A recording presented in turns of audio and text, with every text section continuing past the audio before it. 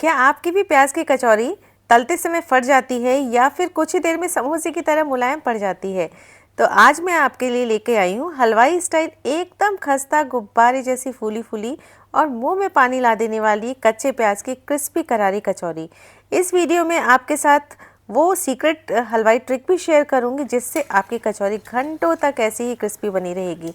यकीन मानिए, एक बार इस तरीके से बना लिया ना तो बाजार की कचौरी भूल जाएंगे। तो पूरी रेसिपी को देखने और जानने के लिए अंत तक जरूर से जुड़े रहिएगा। चलिए बनाते हैं, पर उसके पहले आप सभी को सुबह की राम राम जी, गुड मॉर्निंग, सुप्रभात। चलिए अब सबसे पहले कचौरी के लिए एक मसाला तैयार करेंगे। तो यहाँ पर डालेंगे सबसे पहले 1 टीस्पून जीरा, 1 टीस्पून साबुत धनिया, माफ कीजिएगा ये साबुत धनिया नहीं साबुत सौंफ डाली है मैंने 1 टीस्पून। अब डाल रही हूँ 1 टीस्पून साबुत धनिया, हाफ टी स्पून काली मिर्च और इसमें 1 टीस्पून कसूरी मेथी जरूर डालिएगा। इसका बहुत अच्छा टेस्ट आता है इन कचौरियों में। ये मसाला बिल्कुल मैजिकल टाइप का होता है कचौरी में, इसके कारण टेस्ट बिल्कुल एनहांस हो जाता है, बढ़ जाता है। और इसको आप मिक्सी में भी दरदरा सा क्रश कर सकते हैं, पर मैं इसको खरल में डाल के ही क्रश कर रही हूँ जिससे कि स्वाद बहुत अच्छा आएगा। यहाँ पे सारा मसाला मैंने दरदरा सा क्रश कर लिया है और आप देख पा रहे हैं बिल्कुल इस तरीके का होना चाहिए दरदरा। जब ये दाने मुंह में आते हैं ना तो कचौरी में बहुत बेहतरीन स्वाद आता है। चलिए अब प्याज के कचौरी के लिए बनाते हैं एक बहुत बेहतरीन सा मसाला। तो यहाँ पे मैंने चढ़ा दिया है एक पैन। मसाला ही इसका सबसे बेहतरीन बनना चाहिए, तभी कचौरी में टेस्ट आएगा। और इसमें डाल दूंगी मैं थोड़ा सा तेल। तो लगभग 1.5 से 2 चम्मच मैंने इसमें तेल डाल देना है। तो तेल मैंने यहाँ पे 2 चम्मच डाल दिया है और तेल बिल्कुल कम गर्म होना चाहिए, तभी हम इसमें डालेंगे यहाँ पे जो हमने मसाला क्रश करके रखा है वो। यानी कि गर्म तेल में नहीं डालना है, बिल्कुल धीमा धीमा ये मसाला भुनना चाहिए, तभी स्वाद बहुत अच्छा आता है। और इसके डालने के इमीडिएट बाद मैं इसमें डाल दूंगी हींग। हींग का फ्लेवर बहुत अच्छा आता है कचौरी में। तो यहाँ पे मैंने डाल दिया है 1/4 चम्मच हींग। और बिल्कुल धीमी धीमी आंच पे इस मसाले को हम भूनेंगे, इसी से सबसे अच्छा टेस्ट आएगा। आप देख पा रहे हैं कि अभी इसमें बबल्स भी नहीं आए हैं, बस पैन गरम हुआ है। इसी कंडीशन में मैं इस मसाले को भूनना शुरू कर रही हूँ। इस मसाले को लगभग 1 मिनट तक बिल्कुल धीमी आंच पे मैंने भून लिया है। और अब साथ ही साथ में डालूंगी इसमें और अच्छे टेस्ट के लिए हाफ टी स्पून कटा हुआ लहसुन, यानी कि 3 से 4 कलियां लहसुन की बारीक बारीक चॉप कर लीजिए। बिल्कुल हल्का सा मद्दा मद्दा सा फ्लेवर आता है लहसुन का, जिसके कारण स्वाद बहुत अच्छा आता है इस प्याज की कचौरी का। धीमी आंच पे इसको भी हल्का सा भून लेंगे। लहसुन को भी 1 मिनट तक मैंने भून लिया है धीमी धीमी आंच पे। और अब इसमें लगभग 4 मिर्चों को मैंने बारीक चॉप करके रखा है वो डाल देंगे। और मिर्चियों को भी थोड़ा सा हल्का सा भूनेंगे 1 मिनट तक। और मिर्चियों को भी मैंने 1 मिनट तक धीमी आंच पे भूना। उसके बाद डालेंगे इसमें ये की इंग्रेडिएंट इस कचौरी का, लगभग 2 से 3 टेबल स्पून बेसन। इससे एक तो कचौरी के मसाले में फिलिंग में बाइंडिंग आती है, साथ ही साथ में स्वाद भी बहुत बेहतरीन हो जाता है इस कचौरी का। तो इस मसाले को डाल यानी कि इस बेसन को डालने के बाद लगभग 2 से 3 मिनट इस बेसन को जरूर से भूनना है। अभी कुछ नहीं डालेंगे इसमें, क्योंकि बेसन में अगर कच्चापन रहेगा ना तो फिलिंग का स्वाद बिगड़ जाएगा। अब इसको बिल्कुल धीमी आंच पे हमको भूनना है लगभग 3 मिनट तक। अब यहाँ पे लगभग 3 मिनट मैंने बेसन को धीमी धीमी आंच पे भून लिया है। और अब इसमें हम कुछ और मसाले डालेंगे। ध्यान दीजिएगा, फ्लेम को बिल्कुल लो पे ही रखना है अभी। और सबसे पहले मैं डालूंगी इसमें 1 टीस्पून रेड चिली पाउडर। तो ये देख के डालिएगा, आप जितना पसंद करते हैं ना उस हिसाब से डालिएगा। पर थोड़ी तीखी कचौरी होती है तो बहुत अच्छा स्वाद आता है। साथ में 1 टीस्पून मैंने डाल दिया है अमचूर की खटाई। 1 टीस्पून डालेंगे इसमें काला नमक। काले नमक का स्वाद बहुत अच्छा आता है। साथ ही साथ में हाफ टी स्पून डाल दिया है मैंने इसमें गरम मसाला। आंच को धीमा ही रखा है, धीमी धीमी आंच पे इन सभी चीजों को इसमें मिक्स करेंगे। सारे ड्राई मसालों को आपस में मैंने मिक्स कर लिया है। और अब इसमें डालूंगी मैं ये 2 कटे हुए प्याज। भाई प्याज की कचौरी है तो प्याज तो जाएगा ही। इस तरीके से मैंने बारीक बारीक प्याज को कट कर लिया है, बहुत बारीक भी नहीं और बहुत बड़ा भी नहीं। और अब इस प्याज को बिल्कुल धीमी आंच पे हमको सॉफ्ट होने तक पकाना है। प्याज की कचौरी है, प्याज भर भर के डालिए इसमें और बस धीमी आंच पे इसको पकने तक हम पका लेंगे। अब यहाँ पे इस प्याज को मैंने थोड़ा सा सॉफ्ट होने तक भून लिया है। बहुत ज्यादा इसको भूनने की जरूरत नहीं है, वरना ये मसाला जल जाएगा। और अब यहाँ पे आपको पता है कि प्याज की कचौरी में सिर्फ प्याज नहीं डलता है, साथ में डलते हैं आलू, जिससे कि स्वाद बहुत बेहतरीन आता है। तो यहाँ पे मैंने ये आलू उबाल के रखे हैं, इन आलूओं को मैं डाल दूंगी। तो लगभग 2 से 3 आलू आप इसमें डाल सकते हैं, उससे काफी ढेर सारी कचौरियां बन जाएंगी। तो यहाँ पे मैं डाल रही हूँ लगभग 3 उबले हुए आलू। आप पहले से अच्छे तरीके से मैश करके भी डाल सकते हैं, या फिर इसको इस तरीके से डाल दीजिए फोड़ के और फ्राई करते जाएंगे। साथ ही साथ में इसको हम मैश भी करते चले जाएंगे। और आलू के साथ ही साथ में मैं डाल दूंगी थोड़ा बाकी बचा हुआ नमक, नॉर्मल सॉल्ट ऐड कर दे रही हूँ, काला नमक तो हमने डाला था। और अब बस इस तरीके से दबाते हुए स्पैचुला से हम इसको फ्राई करते जाएंगे, जिससे कि फ्राई भी हो जाएगा ये है, और साथ ही साथ में आलू मैश भी हो जाएंगे। अब देखिए इस मसाले को मैंने लगभग 3 से 4 मिनट भून लिया है, और इसमें मैंने 2 आलू और मिला दिए थे, क्योंकि बच्चों ने कहा कि आलू का मसाला कम लग रहा है, तो मैंने 2 आलू मैश करके और मिला दिए हैं। आप कलर देख पा रहे हैं इसका कितना बढ़िया आया है, बिल्कुल कचौरी के मसाले वाला। अब आपको मैं एक और बात बताऊं कि इस कचौरी की खासियत होती है कि प्याज इसमें ज्यादा होता है, तो प्याज की मिठास होनी चाहिए, पर चूंकि हम इसमें कचौरी के जितने मसाले डालते हैं ना, उसके कारण इसकी मिठास कम हो जाती है, स्ट्रॉन्ग फ्लेवर ज़्यादा होने लगते हैं। तो सारे स्ट्रॉन्ग फ्लेवर्स को बैलेंस करने के लिए, साथ में हल्की सी प्याज की मिठास को बढ़ाने के लिए, इसमें 1 चम्मच मैं डाल रही हूँ शुगर। ज़रूर से डालिएगा, मैं आपको सजेस्ट करूँगी, क्योंकि इसको डालने के बाद ही इसका स्वाद बहुत ज़्यादा उभर के आता है। तो बस अब शुगर ऐड करने के बाद भी इसको अच्छे तरीके से 2 मिनट तक भून लेंगे, ताकि ये शुगर बढ़िया से मेल्ट हो जाए। अब यहाँ पे मैंने सारी चीज़ों को अच्छे तरीके से मिक्स कर लिया है, और बस अब मैं गैस को बंद कर दूंगी। पर यहाँ पे ये अभी कचौरी का मसाला पूरा बना नहीं है गाइज, ये अभी प्याज की कचौरी है, तो इसमें अभी लास्ट में प्याज की परफेक्ट मिठास और टेस्ट जाना चाहिए।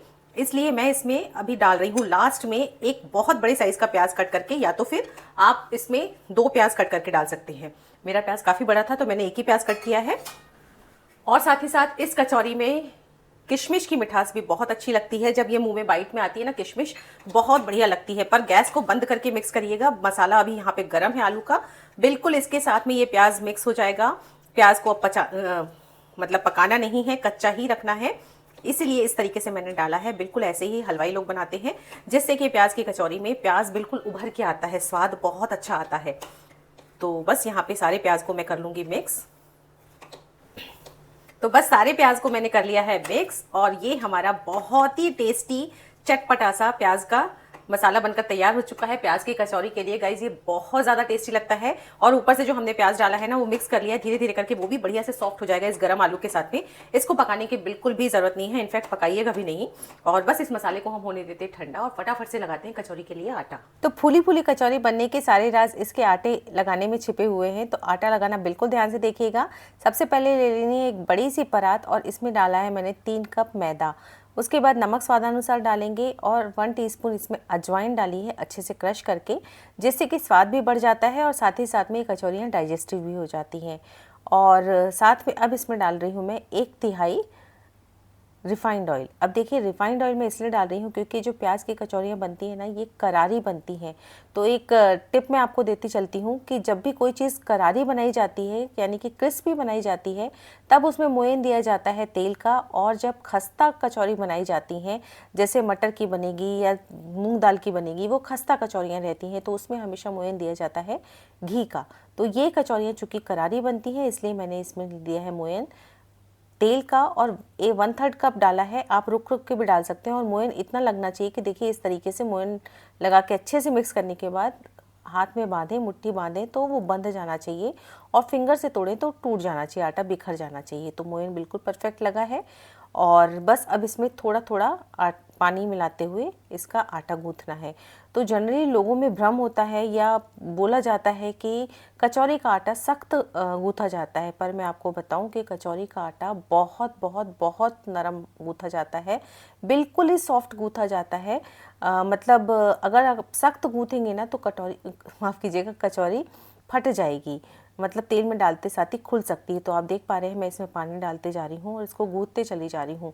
इसको बहुत देर तक, कम से कम 5 से 7 मिनट तक गूंथना रहता है, और गूंथने की भी कई ट्रिक होती हैं, तब कहीं जाके ये आटा कचौरी बनाने के लिए तैयार होता है। तो आप देख पा रहे हैं बिल्कुल गीला आटा पहले मैंने कर दिया, उसके बाद इसको इस तरीके से पटकते जाऊँगी, फिर गूंथूँगी, फिर पटकूँगी। इस तरीके से कम 5 से 7 मिनट ये प्रोसेस कीजिएगा। तो अभी जो स्टिकी सा आटा है ना, वो धीरे धीरे करके हाथों में चिपकना बंद हो जाएगा। आपको ज़रूरत लगे तो आप और पानी डालिए। आप देख पा रहे हैं, ये देखिए बिल्कुल हाथ में चिपकना बंद हो चुका है। कम से कम मैंने 7 मिनट तक इसको गूंथा है, और आप अभी देख रहे हैं कि ये जैसे ही मैं इसको प्रेस कर रही हूँ, तो ये आटा ऊपर की तरफ उठ रहा है, बिल्कुल लचीला आटा हो चुका है। बिल्कुल इस स्टेज तक इसको गूंथना है, तो कचौरियाँ आपकी फटेंगी नहीं। फिर मैं बता रही हूँ आपको, कचौरियाँ फटती तभी हैं जब आप सख्त आटा गूंथते हैं। तो आटे को बिल्कुल बिल्कुल बिल्कुल सॉफ्ट गूंथिएगा, और जब तक आटे को रेस्ट के लिए मैंने कम से कम 20 मिनट के लिए छोड़ना है, तो वो छोड़ा है। तब तक यहाँ पे एक और काम को आसान कर लेते हैं। ये जो फिलिंग थी वो ठंडी हो चुकी है, तो इसकी छोटी छोटी सी कचौरियों में जो बॉल भरनी है ना, हमको स्टफिंग रखनी है, उसकी बॉल्स तैयार कर लेते हैं, जिससे बार बार हाथ नहीं ख़राब करना पड़ेगा। तो बॉल्स मैंने तैयार कर ली हैं और यहाँ पे आटा भी अच्छे तरीके से रेस्ट कर चुका है। कम से कम 20 मिनट या आधा घंटा ज़रूर रेस्ट के लिए छोड़िएगा इसको। अब उसके बाद दोबारा से मैंने एक बार सख्त हाथों से गूँथ लिया है और इसके बाद इसकी ना लोइयाँ कट करेंगे। तो चूँकि आटा थोड़ा सा ज़्यादा लगाया था, मेरे यहाँ ये बहुत पसंद की जाती हैं, तो इसलिए मैंने इसको 2 हिस्सों में कट कर लिया है और अब इसके पेड़े बनाना आसान हो जाएगा। तो जितनी बड़ी बॉल बनाई है ना, उससे थोड़े से बड़े पेड़े तैयार करेंगे, यानी कि बॉल थोड़ी सी छोटी साइज़ में रखिएगा। बॉल से मेरा मतलब फिलिंग वाली बॉल, और ये वाले मैदा के जो पेड़े हैं थोड़े से बड़े साइज़ के किए मैंने।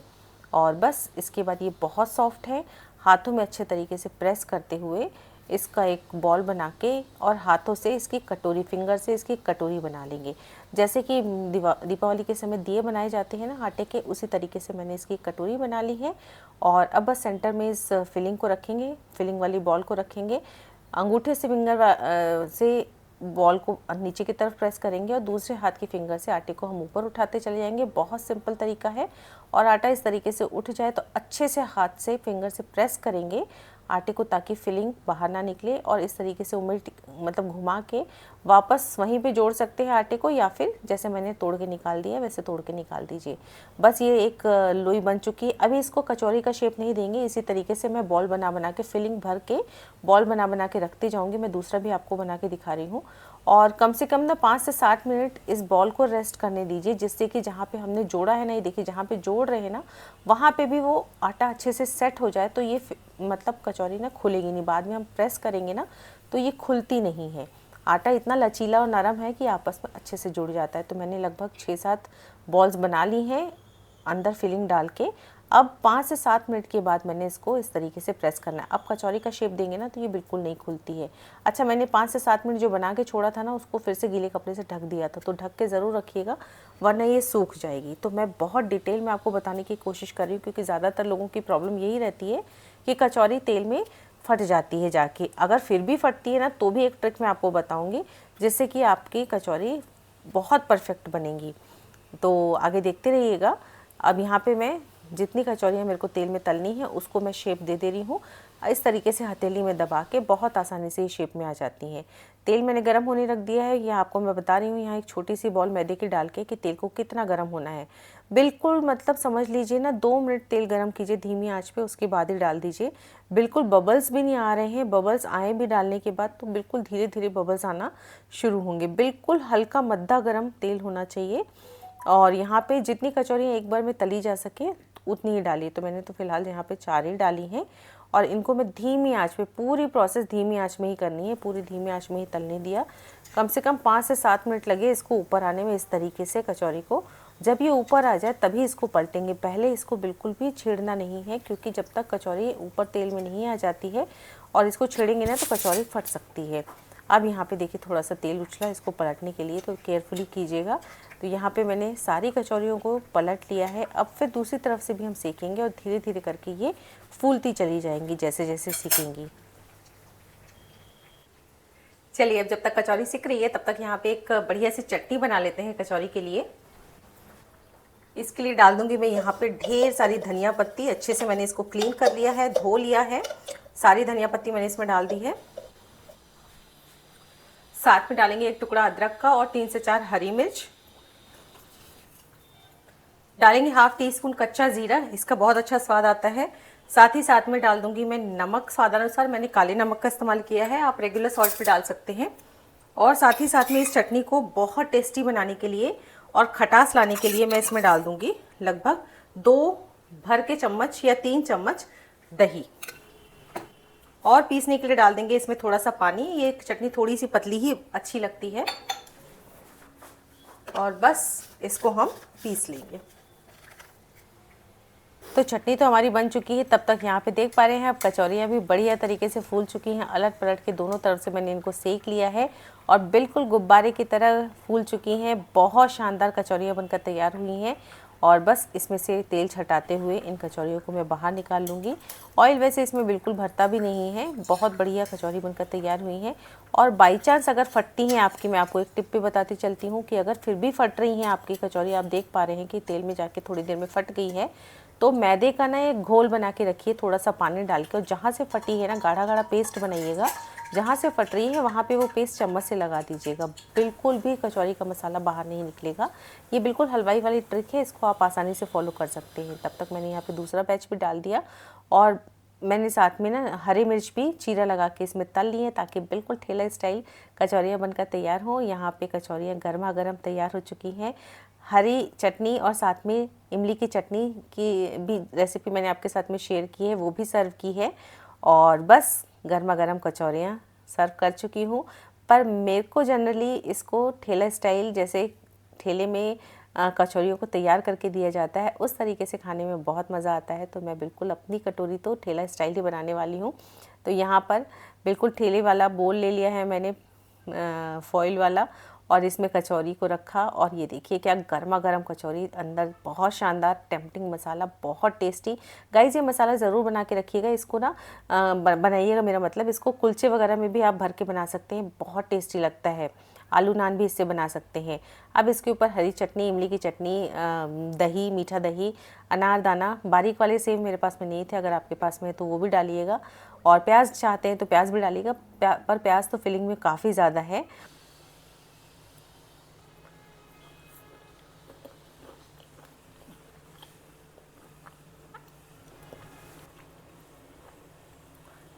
गजब की टेस्टी बनी है गाइस, ज़रूर इस कचौरी को इस बिल्कुल प्रॉपर तरीके से ट्राई कीजिएगा, मज़ा आ जाने वाला है। रेसिपी अगर अच्छी लगे तो लाइक ज़रूर करने आइएगा, और अगर मेरी रेसिपीज़ पसंद आ रही हैं तो चैनल को सब्सक्राइब भी ज़रूर से कर लीजिएगा। मिलती हूँ एक अगली और नई रेसिपी के साथ, तब तक के लिए take care and bye bye.